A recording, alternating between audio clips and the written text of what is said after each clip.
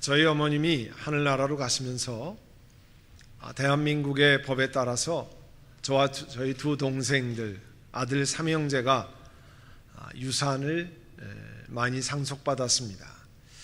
지난주에 말씀을 드렸지만 다른 사람 보증 쓴 것, 우리 미국에서는 코사인이라고 그러죠. 그것으로 인해서 어머니가 가지고 계시던 집 두 채를 은행에 빼앗겼습니다. 근데 그 은행에서는 집 두 채를 이제 팔아가지고요, 자기들이 대출해준 금액을 다 메꾸지 못했다고 그래요. 그래서 부족한 돈은 어머니가 빚진 것이 되고 말았습니다. 정작 은행에서 돈을 빌려가서 사업을 한 사람은 남편과는 딱 법적으로 이혼 수속을 딱 해놨어요. 그래서 그 집안에 있던 재산을 모두 남편 이름으로 대놓고 그분 여자분은 재산이 하나도 없다는 겁니다. 그래서 대신 보증 쓴 사람이 다 갚아야 된다는 거예요. 참 기가 막힐 노릇이었습니다. 어머니가 가지고 계신 서류를 정리하면서 발견한 문서들이 있는데요, 그 편지에 의하면 보증인으로서 어머니가 은행에 빚을 진 것이 약 7억 원 정도 된다고 되어 있었어요. 또 은행이 어머니 집 두 채를 차압해서 팔았잖아요. 그리고 여러분 처음에 살 때 가격 있죠. 그 다음에 나중에 팔 때 가격, 그 차액을 양도소득세라고 그러잖아요. 미국에서는 캐피털 게인 텍스라고 그러는데, 그 팔아가지고 은행이 다 가져갔는데 사실 만져보지도 못했는데 그 차액은 본래 소유주인 어머니가 내셔야 된다는 거예요. 그래서 그 텍스가 국세청에서 장례식 주중에 날라왔는데 한 5천만 원을 또 텍스로 내라는 거예요. 이 빚을 저희 삼형제가 유산으로 상속받는 것이 한국의 법이랍니다. 그래서 빚을 많이 유산으로 상속받았어요. 근데 이 빚을 해결할 수 있는 유일한 방법이 있었습니다. 어머님이 하늘나라 가신 후에 석 달 안에 서류를 준비해서 우리는 그 상속을 포기합니다, 그런 신청을 법원에다가 제출해서 허락을 받으면 상속 안 받아도 된다는 거예요. 그래서 저도 한국에서도 주민센터에 가서 동사무소에 가서 서류를 띄고 지금 미국에서도 서류를 준비하고 있습니다. 법률대로 하지 않으면요, 저희 다음 세대 그리고 저희 사촌들까지도 빚이 다 상속이 된다는 거예요. 참 빚이라는 게 무섭다는 생각을 새삼 했습니다. 여러분, 세상에서는요, 경제생활하다가 빚지면 돈이 있으면 갚으면 됩니다. 갚을 수 있는 사람이 꽤 많이 있습니다. 그러나 오늘 우리가 읽은 성경에서는 우리 사람이 갚을 수 없는 그 빚에 관한 이야기를 하고 있습니다. 사람이 아무리 감당하려고 해도 사람의 힘으로 갚을 수 없는 빚을 청산하신 한 분이 계시는데 그분이 예수 그리스도십니다. 이 예수님을 바로 이해하는 것을 돕기 위해서 골로새서가 써졌어요. 특별히 우리가 읽은 이 골로새서 2장 11절에서 15절을 제대로 이해하려면요, 골로새 전체를 이해해야 됩니다. 그런데 이 골로새서에서 가장 중요하게 강조되는 것은 뭐냐면 예수 그리스도가 누구신가, Who is Jesus Christ, 이게 제일 강조되어 있어요. 그것을 명확하게 설명하는 부분이 골로새서 1장에 나오는데 1장 15절에서 20절이 그 부분이에요. 굉장히 중요한 본문인데요, 먼저 15절에 예수님이 누구시냐 설명하면서 예수님은 보이지 않는 하나님의 형상이라, Image of the Invisible God, 보이지 않는 하나님의 형상이라고 하는 것은 예수 그리스도가 하나님을 완전하게 보여주시는 분이라, 성경적인 용어로 말하면 예수님이 하나님의 계시다, Revelation이다, 이렇게 표현하는 겁니다. 예수님은 하나님을 계시한다고 이렇게 말씀했어요. 그래 예수 그리스도는 처음부터 하나님과 함께 계시고 창조를 포함해서 하나님의 사역에 늘 함께 계시는 분이라는 것을 알려주고 있습니다. 오늘 우리 찬양에도 같이 지금 설교 직전에 찬양에도 나왔는데요, 빌립보서 2장 6절에 그는 하나님의 본체시니, 우리 번역으로 하면 그는 하나님의 모습을 지녔으나 하나님이시나, 그런 거예요. 예수님이 보이지 않는 하나님이라 그런 뜻입니다. 골로새서 1장 15절의 하반절은요, 예수님은 모든 피조물보다 먼저 나신 분이라 말씀합니다. 이 말의 뜻은 뭐냐면요, 예수님께서 하나님이 창조하신 모든 생물 가운데 제일 먼저 창조되었다, 그런 뜻이 아닙니다. 이 뜻은 예수님이 세상의 모든 만물 가운데 최고의 권세를 지닌 분이라는 거예요. 다른 말로 모든 피조물은 그리스도의 주권 하에 다 있다, 그런 뜻입니다. 또 골로새서 1장 16절에는요, 만물이 그분 안에서 창조됐습니다. 하늘에 있는 권력들, 또 하늘에 있는 땅에 있는 것들, 보이는 것, 보이지 않는 것들, 왕권이나 주권이나 또 권력이나 권세나 할 것 없이 모든 것이 다 예수님으로 말미암아 되어졌다 말씀합니다. 세상의 모든 만물이 예수 그리스도를 위해서 창조됐다는 거예요. 예수님이 우리를 포함한 세상의 모든 것의 최고의 목표라는 말입니다. 그러니까 우리가 이 세상에 존재하는 의미도 예수님을 떠나서는 달리 생각할 수 없다, 그런 뜻입니다.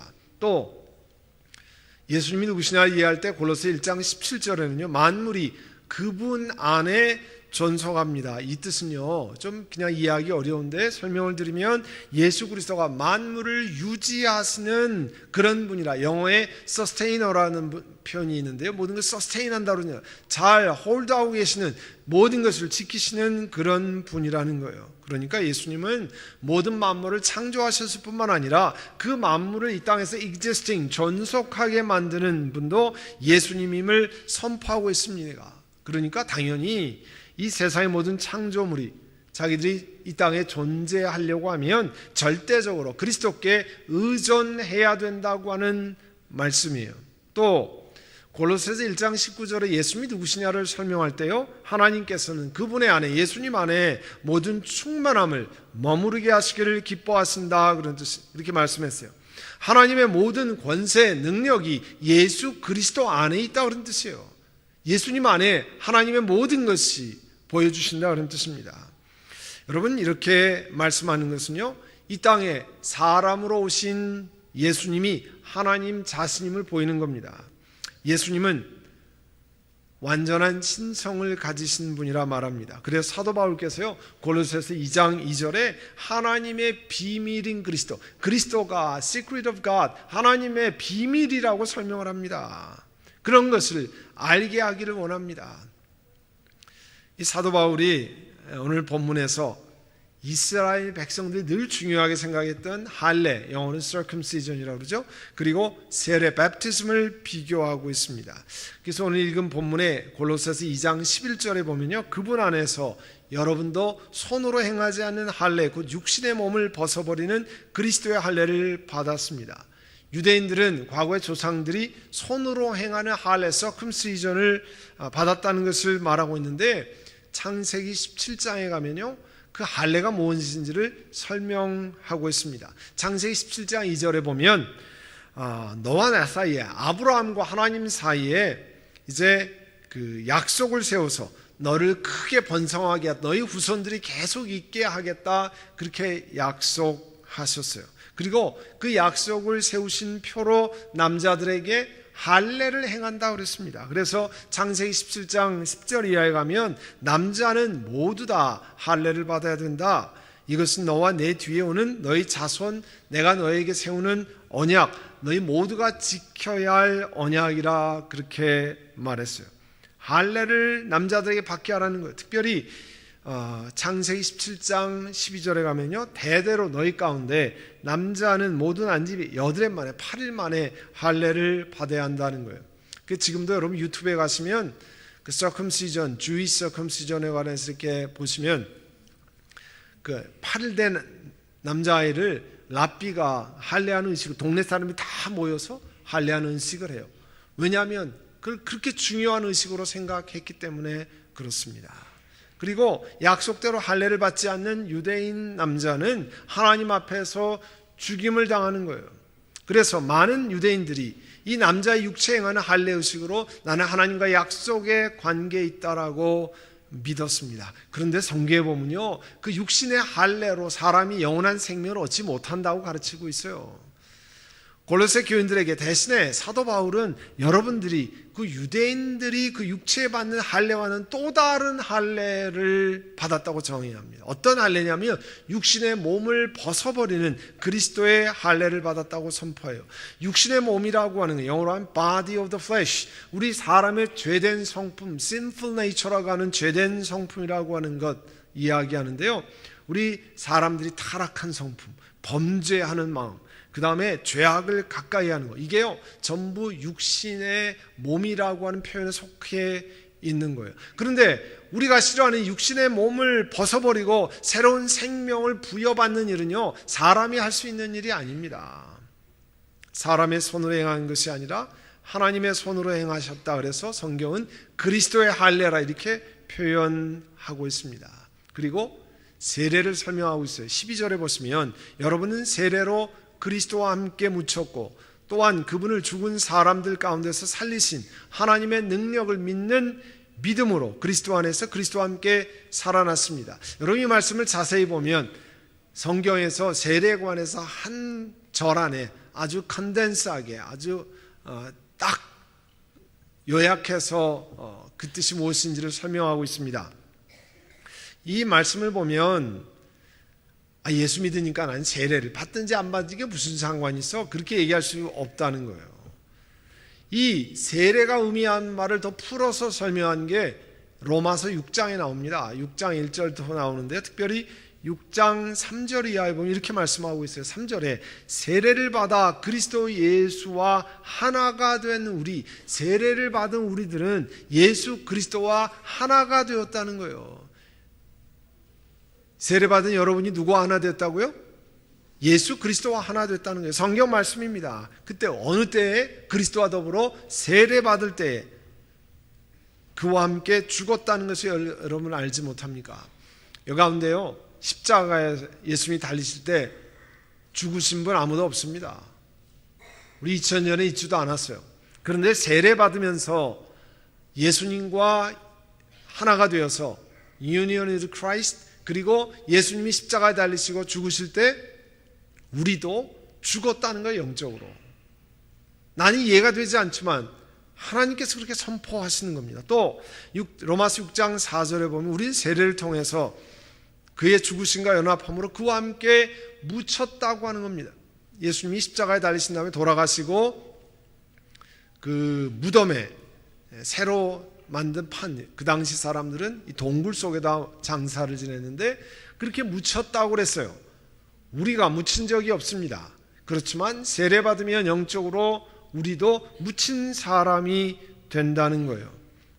또 6장 5절에 보면 우리가 그의 죽으신 같은 죽음을 죽어서 그와 연합하는 사람이 되었으면 우리는 부활에 있어서도 그와 연합한 사람이 될 것입니다. 기가 막힌 얘기는요, 예수님이 부활하실 때 세례받은 우리도 연합해서 부활해서 연합한 사람이 된다는 거예요. 그래서 우리의 옛사람, 오늘 읽은 성경에 의하면 육신의 몸, 이 옛사람이 그리스도와 함께 십자가에 달려 죽은 것은 그의 죄의 몸을 멸하여서 우리가 다시는 죄의 노예가 되지 않게 하려는 것임을 압니다. 여러분, 반복해서 죄를 짓고 내가 원하지 않은 마음은 그렇게 안 하는데 내 육신이 계속 죄를 짓고 그렇게 하는 거 너무 싫잖아요. 그걸 뭐라고 얘기합니까? 죄의 노예가 되는데 죄의 노예가 되지 않고 벗어난 방법이 이미 하나님이 보여주셨어요. 예수님이 십자가에 달리시면서 우리가 세례받은 우리가 예수님과 하나 되면서 우리 죄의 몸이 십자가에서 멸해졌다는 거예요.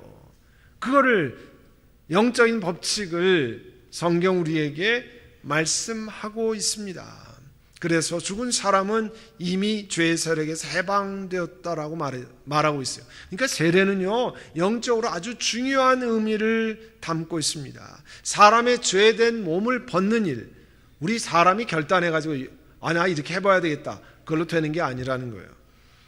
이 땅에 아기 예수님으로 오신 예수님이, 사람으로 오신 예수 그리스도께서 십자가에 죽으시고 3일 만에 죽음에서 일어나셔서 부활하심으로 일어나는 일입니다. 그거를 성경은 뭐라고 표현했어요? 그리스도의 할례라 이렇게 표현했습니다.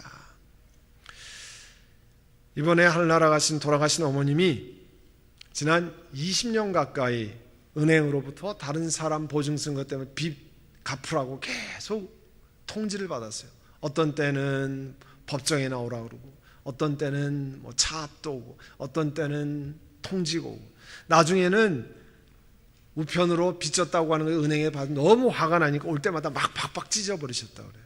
저한테 그런 얘기를 하셨어요. 빚 문서를 받을 때마다 손으로 열심히 찢어버렸지만 안타깝게도 그 빚의 내용은 하나도 변하지 않았어요. 오히려 연체료 붙고요, 이자 붙어서 계속 늘어만 갔어요. 그리고 그 빚은 고스란히 저와 저희 두 동생들에게 상속되게 되었습니다. 빚이라는 것이 이런 거예요. 그런데 영적인 빚문서가 우리에게 있다는 거 아십니까? 우리의 범죄로 인해서 각 사람마다, 여러분 한 사람 한 사람마다 영원히 죽는다고 하는 사형 선고, death sentence가 들어있는 빚문서가 여러분 하나씩 다 있어요. 근데 그와 같은 것을 나는 모릅니다. 내가 무슨 빚문서가 있어, 내가 무슨 사망 선고를 받습니까? 그렇게 해도 소용없습니다. 왜냐하면 영적인 법칙이 우리가 모두가 다 영원한 사망, eternal death의 sentence가 다 있어요. 눈에 보이지 않지만 그게 영적인 실체입니다. 그런데 오늘 읽은 골로새서 2장 14절에는요 기가 막히게 신기한 말씀이 있습니다. 여러분 한번 보세요. 14절에 하나님께서는 우리에게 불리한 조문들이 들어있는 빚문서를 싹 지워버리시고 그것을 십자가에 못 박아서 우리 가운데 어떻게 해요? 제거해버리셨습니다. 없애버리셨습니다. 어떻게 하나님께서 우리 사람들에게 불리한 조항들이 들어있는 빚문서를 없애버릴 수 있느냐 하는 겁니다. 하나님의 아들 예수 그리스도를 보내신 거예요. 하나님이신 예수님이 이 땅에 아기로 오셨습니다. 사람이 해결할 수 없는 그 영원한 사망의 빚문서를 해결하려고 이 땅에 오신 거예요. 그 예수님이 십자가에 달리셔서 우리 사람 대신, 저와 여러분 대신에 죄가 되셔서 십자가에 못 박히셨습니다. 그리고 예수님 십자가에서 테텔레스타이 다 이루었다고 죽으실 때 하나님이 우리의 사망의, 영원한 사망의 빚문서도 다 함께 십자가에 못 박고 그 빚문서를 완전히 제거해 버리셨다 말씀합니다. 사람이 영원한 사망으로 가는 길에서 하나님의 은혜로 건짐받는 것, 그거요 사탄이 가만히 놔두지 않습니다. 사탄은 어떻게 하든지 방해하려고 합니다. 그래서 사탄은 그 계획을 실천하는 하나님의 시크릿인, 비밀인 예수 그리스도를 탄생할 때부터 즉시로 예수님을 죽이려고 계획했어요. 마태복음 2장에 보면 예수님이 헤로드 왕 때 유대 베들레헴이라는 동네에서 마리아와 요셉에게서 태어났습니다. 태어나신 이 아기를 보려고 여러분 화면에 있는 것처럼 동방박사 딱 세 사람은 아니고 그냥 찬송에 세 사람이 나와 있지만 동방박사들이 말을 타고 낙타를 타고 예루살렘으로 찾아왔습니다. 동방박사가 예수님을 찾는다고 하는 이야기가 당시 유대 지방을 다스리는 헤롯 왕에게 들렸어요. 유대인의 왕으로 나신 이가 어디 있습니까? 우리가 경배하러 왔습니다. 그의 별을 보고 경배하러 왔습니다. 헤롯 왕이 놀랐어요. 나 말고 누가 이 땅을 다스리는 왕이 있는가? 그래서 성경학자를 통해서 알아보니까 성경에 예언하기를 이 땅을 다스리는, 유대 땅을 다스리는 왕이 베들레헴에 나신다고 그랬다는 거예요. 베들레헴으로 이 박사들에게 베들레헴에 난다고 그랬습니다 하면서 부탁 하나 했어요. 나도 가서 경배하려고 그러니까 가서 좀 주소를 정확히 알려주십시오. 유대인의 왕으로 나신 분이 어디에 있는지 알려달라는 겁니다. 그러나 하나님은 어떻게 했어요? 이 동방박사들에게 이 마국간에 가서 경배 드리고 예수님 나신 위치를 알리지 않도록 다른 길을 통해서 자기네 고국으로 돌아가게 만들었습니다. 그리고 마태복음 2장 13절에 의하면 주님의 천사가 요셉의 꿈에 나타났어요. 그리고 마리아와 요셉에게 아기 예수를 데리고 이집트로 피난 가라고 그랬습니다. 아기 예수가 마리아와 요셉 더불어 이집트로 피난 간 다음에 유대 나라에서 어떤 일이 일어났습니까? 마태복음 2장 16절에 보면요, 헤롯이 기다려도 안 오거든요. 그러니까 속은 것을 알고 몹시 화가 났습니다. 그리고 부하들을 명했습니다. 그 박사들에게 유대인의 왕이 난 때가 언제뇨? 그걸 확인한 다음에 이제 베들레헴과 그 주변에 있는 동네에서 사내 아이들, 2살 이하의 사내에는 몽탕 잡아 죽이라고 그랬어요. 그러니까 이걸 보면 헤롯 왕이 동방 박사들을 통해서 경배하려고 했던 것이 아니고 어떻게 했던 거예요? 유대인의 왕으로 태어났던 예수님을 죽이려고 사탄이 계획했다는 것을 알 수 있어요. 하나님의 사랑의 손길을 막으려고 사람의 빈문서, 영원한 사망의 빈문서를 없애버리려고 하는 그 사단의 계획이 예수님을 없애버리려고 획책했다고 하는 것을 알 수 있습니다. 그러니까 지난 2000년 된 얘기는 다 접어놓고 오늘날에도 예수 믿지 않는 사람들이 왜 주님 앞에 나오기가 그렇게 어려운지를 여러분 기억하셔야 됩니다. 우리 눈에 보이지 않지만 뒤에 영적으로 딱 잡고 안 놔주는 사람, 안 놔주는 영적인 세력이 있어요. 그러니까 내 배우자, 내 가족, 식구들, 친구들 전도하려고 그럴 때 그렇게 쉽게 오지 않습니다. 뒤에서 잡고 안 놔주려고 합니다. 왜냐하면 우리 편의 재산이 절로 넘어가거든요.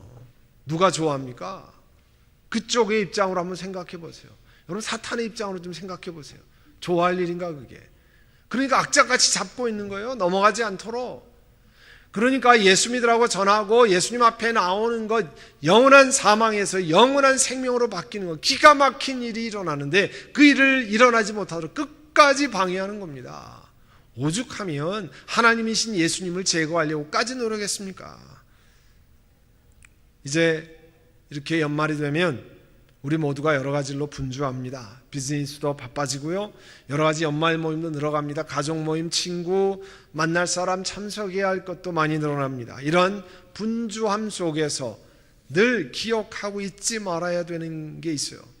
우리는 우리의 죄악 때문에 영원한 사망이라고 하는 빈문서를 하나씩 다 가지고 있던 사람이에요. 사람이 아무리 노력해도 해결할 수 없는 영원한 빈문서 하나씩 있는 사람이었어요. 그런데 하나님이, 우리를 만드신 하나님이 우리 사망의 빈문서를 해결해 주기를 원하셨습니다. 그래서 그 아들 예수 그리스도를 이 땅에 보내셨습니다. 오래전의 계획에서, 창세 계획에서 사람들을 건지는 그런 방법을 보여주시기 원했습니다. 그분이 예수 그리스도예요. 그분이 하나님의 비밀이에요. 이 땅에 오신 예수님이 내 죄를 용서하신 세이비어입니다. 구세주이십니다 하는 것을 고백하고 예수님을 내 마음에 받아들이면 우리의 영원한 빈문서를 하나님이 제거해 주십니다. 그리고 예수님이 십자가에 달리실 때 저와 여러분의 영원한 사망의 빈문서도 십자가에 다 못 박고요, 완전히 다 없애버렸다고 하는 것이 오늘 성경 말씀이 우리에게 주는 말씀이에요.